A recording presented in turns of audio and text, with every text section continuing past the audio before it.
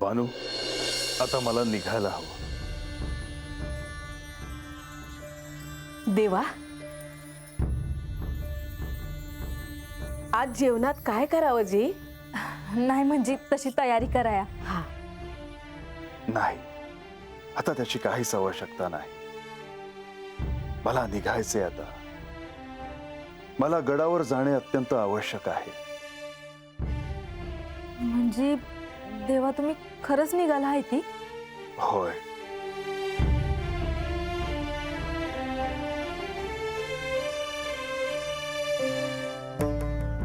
देवा वाईस जीवन तरी जा की. नाही, नकोय. मला अजून उशीर व्हायला नको. पर मला तर वाटलं होतं का तुम्ही बानूला अजून काय बाई सांगणार असाल.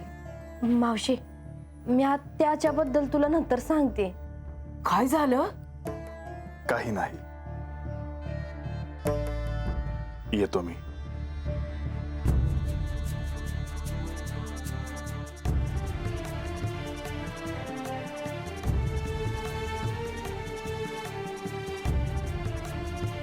शुभम भवतु.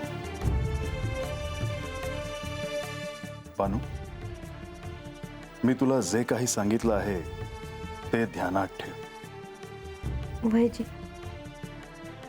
शुभम भवतु.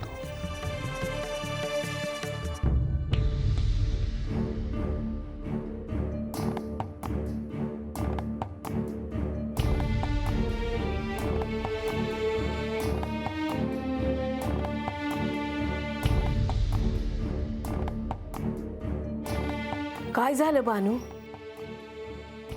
कसली काळजी करतीया? देव काय बोललं का तुला? अहो सांगा जी, काय झालं आहे? मावशे, अगं मला देवासनी सांगायचं होतं का ह्या समध्यातनं मला काय ठाव पडलं आहे ते. आणि आता म्या कोण आहे हे कळाया.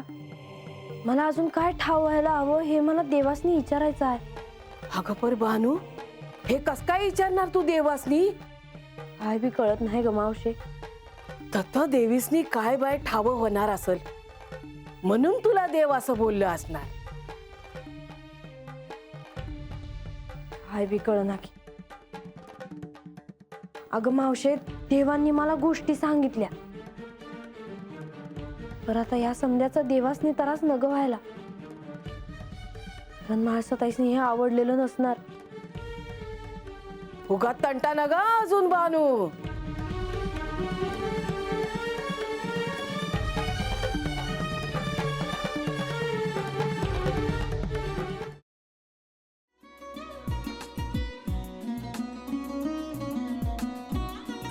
लावू का? हो. असाच लावू ना.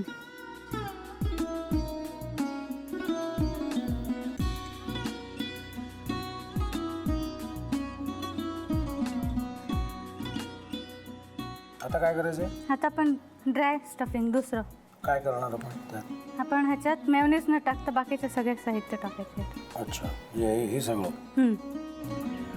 ऋतू, माझा तर विश्वासच बसत नाहीये. म्हणजे अगं बहिणी आमचं लग्न व्हावं म्हणून किती प्रयत्न करत होते आणि ते सगळं करताना की शिवच्या आम्हाला माहिती पुरवते. नाही, मला नाही वाटत. गौरी खूप चांगली असतो म्हणून तुला सगळं जगत चांगलं दिसतं, पण शिव उगाच बोलला असेल का? त्याच्यावर विश्वास नाहीये का तुझा? शिववर पूर्ण विश्वास आहे मी माझा. पण तो आता हे जे काही करतोय ना, म्हणजे निशा बहिणी समोर त्या राधिका सोबत फिरण्याचं नाटक वगैरे, ते त्याचा काही उपयोग होणार नाहीये. अगं असं कसं म्हणतो? अगं नीलिमा, जतीन भाईंचा कॉल आहे. हो माहितीये. रिसीव कर ना. अगं बघ, कट झाला. आता तू रिसीव केला नाहीस म्हणून ते मला करतील. अब पुन्हा आला बघ. घे बघू. पण हे एक ना एक दिवस घडणारच होतं. आता मला कळलं तुम्ही 2 दिवस झाले काय सांगत होता ते. बनू हे संकेत असतात आणि हे ठरवून येत नसतात. मी बाहेर तुमची वाट बघते.